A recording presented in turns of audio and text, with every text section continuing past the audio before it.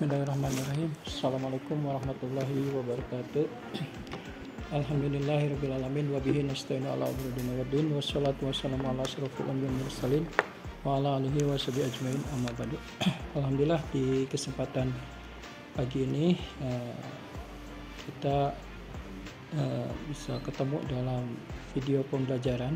Tentunya mudah-mudahan mahasiswa semester 7 Prodi PG PAUD STKIP Muhammadiyah Kuningan senantiasa diberikan kesehatan dan senantiasa terus semangat dalam mata kuliah asesmen.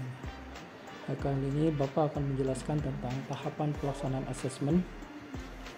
Tahapan asesmen anak usia dini ya, yang kemarin sudah dibahas beberapa materi di dalam beberapa minggu sebelumnya. Kali ini akan dibahas tentang tahapan asesmen anak usia dini. Yang pertama adalah menentukan sasaran asesmen. Jadi ketika kita seorang guru harus memahami bahwa sasaran asesmen itu untuk kelas berapa, untuk usia berapa. Tentunya ada kebedaan antara usia 4 tahun, 5 tahun, 6 tahun di dalam pendidikan usia dini. Sesuai dengan tahapan perkembangan anak usia dini itu sendiri ya. Tentunya mengacu kepada teori-teori psikologi perkembangan. Yang kedua adalah menyusun kerangka acuan konsep objektif asesmen. Jadi di dalam asesmen itu kita harus mempunyai kerangka konsep gitu ya. Teori mana yang akan kita acu gitu.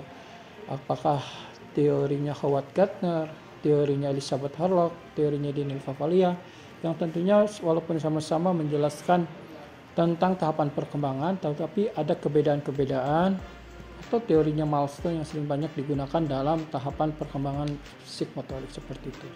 Jadi tahapan yang kedua adalah menyusun kerangka acuan konsep objektif yang asesmen. Lalu yang ketiga adalah memilih metode atau teknik asesmen gitu ya. Jadi ada beberapa banyak gitu ya metode dan teknik asesmen gitu ya. Apakah itu melalui tes atau melalui non tes seperti itu ya. Lalu yang keempat adalah menyusun kisi-kisi instrumen untuk teknik tertentu, yaitu kuantitatif dan scoring.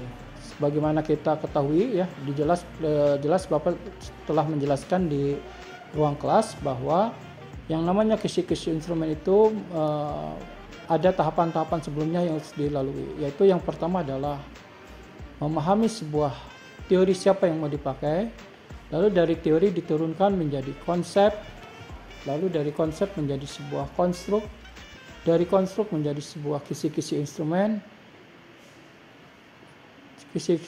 lalu menjadi sebuah instrumen, seperti itu. Jadi ada beberapa tahapan ketika kita akan menentukan sebuah kisi-kisi instrumen ya, seperti itu. Lalu yang berikutnya adalah menentukan scoring dan kriteria gitu. Scoring baik itu dilakukan oleh angka gitu ya, apakah itu ratingnya itu ya. Misalnya dari 87 sampai 100 nilainya A gitu ya. Dari 74 sampai 86 nilainya B.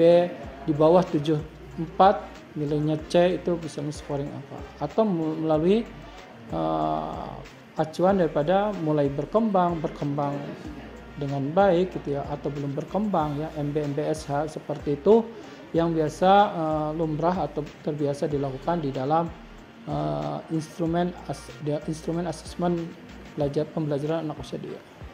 Lalu yang kelima adalah menentukan scoring dan kriteria itu ya, yang sudah dijelaskan tadi.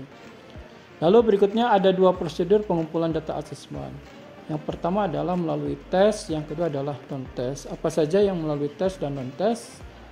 Yaitu tes melalui tes prestasi belajar, atau yang kedua adalah tes psikologi gitu ya. Jadi tes itu yang kaitannya dengan prestasi belajar yang bisa diukur, akan tetapi kurang begitu relevan ketika masih menginjak usia 5-6 tahun gitu ya. Karena di situ anak belum punya keajegan dalam perilaku seperti itu. Perlu pengamatan secara observasi yang akan mendapatkan data yang lebih valid gitu daripada sebatas tes gitu ya. Tes itu hanya bisa dilakukan anak di kisaran usia kelas 2, kelas 3 SD ke atas gitu.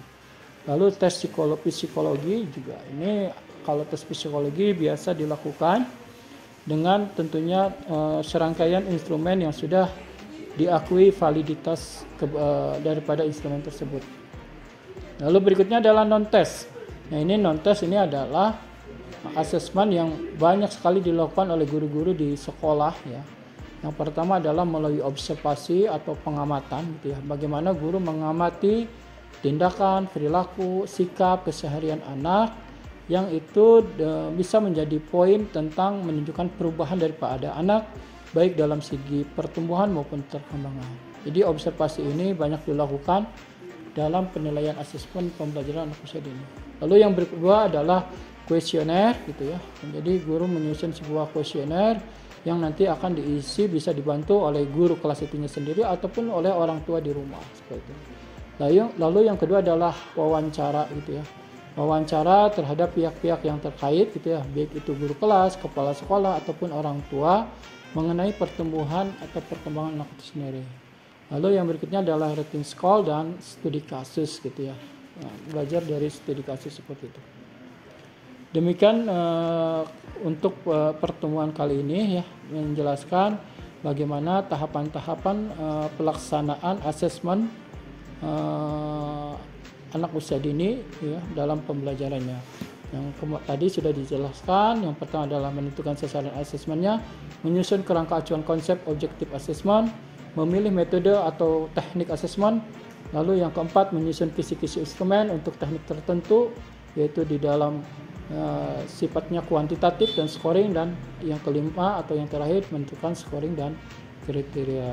Mudah-mudahan dari video pembelajaran ini rekan-rekan mahasiswa semester 7 Prodi PG PAUD bisa mendalami materi-materi pembelajaran asesmen anak usia dini lebih mendalam, selain daripada Anda dibantu dengan modul ajar dan juga sumber-sumber referensi lainnya seperti artikel, website dan lain-lainnya yang bisa kita secara komprehensif memahami materi asesmen pembelajaran anak usia dini secara baik gitu ya. Karena asesmen pembelajaran anak usia dini hal yang perlu dikuasai oleh setiap guru di jenjang pendidikan anak usia dini.